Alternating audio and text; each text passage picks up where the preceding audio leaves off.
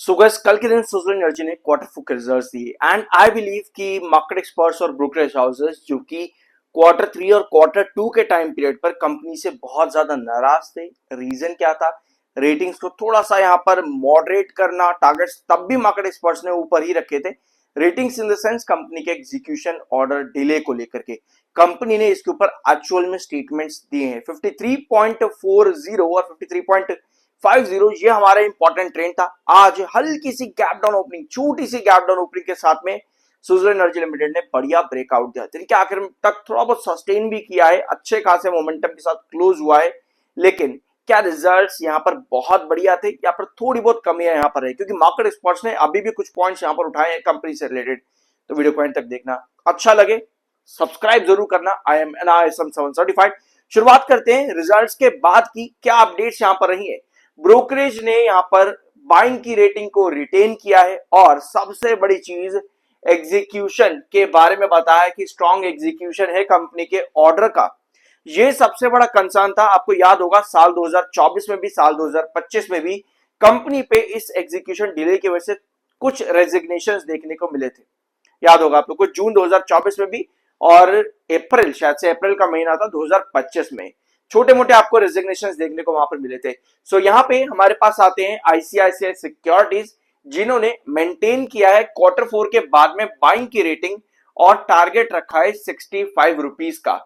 दोनों चीजें उन्होंने मेंटेन करी है, टारगेट भी और साथ में बाइंग की रेटिंग भी, जो कि प्रेजेंट प्राइस से लगभग 20% अपसाइड पोटेंशियल शो करता है सुज़लोन एनर्जी लिमिटेड में। कंपनी ने क्वार्टर फोर में 830 मेगावाट की विंड टर्बाइन ऑर्डर्स यहां पर लिए हैं, डिलीवरीज कंपनी ने यहां पर करी है, जो कि बहुत ज्यादा बढ़िया नजर आती है।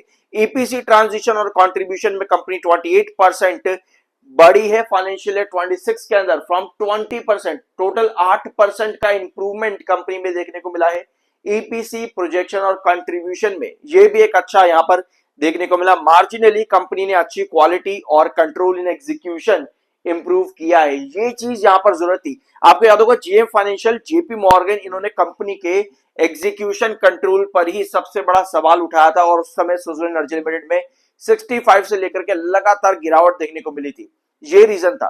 तो अब यहाँ पर ब्रोकरेज हाउसेस ने एटलीस्ट इस पॉइंट को यहाँ पर कवर अप किया है और पॉजिटिव शो भी किया है। ऑल्दो यूबीएस ज्यादा खुश नजर नहीं आए कंपनी के रिजल्ट से। यूबीएस ने अपने टारगेट कट किए हैं सुज़लोन एनर्जी लिमिटेड में। रीजन इन्होंने बताया है कि कंपनी में जो मेरा फोरकास्ट बताता था 16% कंपनी उसको अचीव नहीं कर पाई।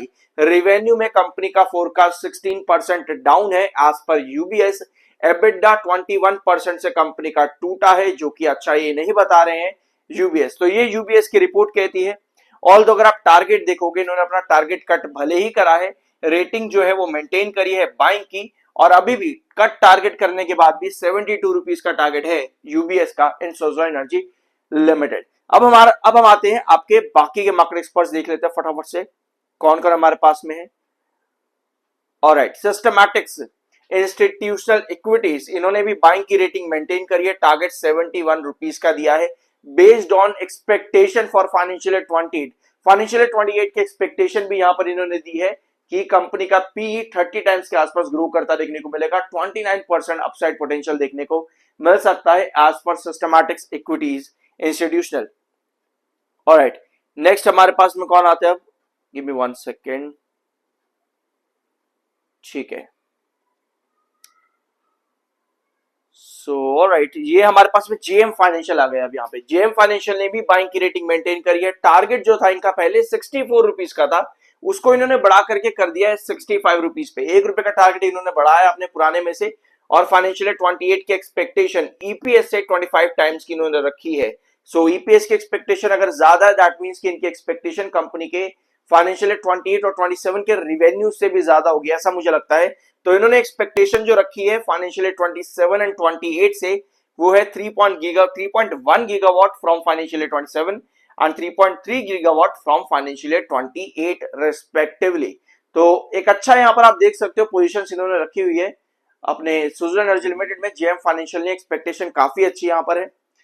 इसके अलावा इन्वेंट्री मैनेजमेंट भी कंपनी का इन्होंने बताया काफी इंप्रूव हो रहा है। साथ में वर्किंग कैपिटल, ये बहुत ज्यादा इंपॉर्टेंट है। कंपनी का वर्किंग कैपिटल अगर इंप्रूव हो रहा है तो ये भी एक पॉजिटिव साइन यहां पर मिल रहा है जीएम फाइनेंशियल की तरफ से। और शायद जेएम फाइनेंशियल थे आपके और जेपी मॉर्गन, जिन्होंने कंपनी के एग्जीक्यूशन डिले के बारे में बताया था उस टाइम पर Q2 Q3 के टाइम पर, जिसके बाद स्विट्जरलैंड में 65 रुपीज से बड़ी गिरावट देखने को मिली थी।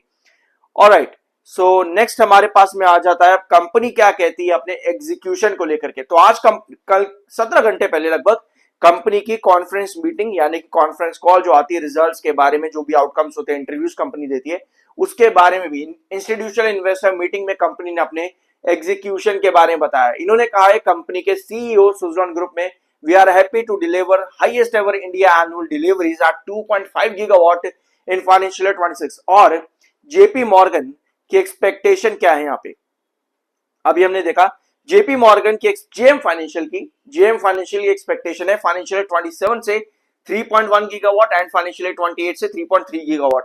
और फाइनेंशियल ईयर 26 में कंपनी ने जो अचीव किया है वो है 2.5 गीगावाट। तो यस, एक्सपेक्टेशन काफी ज्यादा हाई अब रखी है फाइनेंशियल ईयर 27 और 28 से आपके मार्केट एक्सपर्ट्स और ब्रोकरेज हाउसेस ने। इस साथ में इन्होंने ये बताया कंपनी का जो ऑर्डर बुक है 5.9 गीगावाट तक गया है, जो कि 66% आया है from PSU and C&I segment से। और साथ में एनर्जी सॉल्यूशंस पर भी कंपनी का डिमांड जो है वो काफी स्ट्रांग आया है। कंपनी में रिवेन्यू विजिबिलिटी देखने को मिल रही है, एग्जीक्यूशन रैंप अप कंपनी का यहाँ पर हुआ है, रिफ्लेक्टिंग स्ट्रांग एग्जीक्यूशन। ये पॉइंट कंपनी की तरफ से आना जरूरी था और यस, कंपनी ने इस पॉइंट को यहाँ पर मेंशन क्लियरली किया है। अब ओवरऑल अब अगर हम यहाँ पर कंक्लूड करें, कंपनी ने बहुत बार यहाँ पर बताया अपने एग्जीक्यूशन के बारे में Q4 के कॉन्फ्रेंस और साथ में अलग अपडेट्स के अंदर। अब अगर हम इसमें बात करें कि भाई कंपनी के रिजल्ट्स अच्छे थे, स्टॉक को एटलीस्ट 5-10% का मूव आज के दिन देना चाहिए था, तो ऐसा हुआ क्यों नहीं? उसके पीछे क्या कुछ स्पेसिफिक रीजन है? चार्ट पर अगर आप देखोगे तो आपको नजर आएगा 55.40 समथिंग 53.40, ये एक पर्टिकुलर रेंज के अंदर स्टॉक इस समय फंसा हुआ है। ठीक है, आपको अगर कोई बड़ा ब्रेकआउट चाहिए तो एटलीस्ट 56 उसके लिए सस्टेन करना पड़ेगा ताकि हम 59 तक आ सके।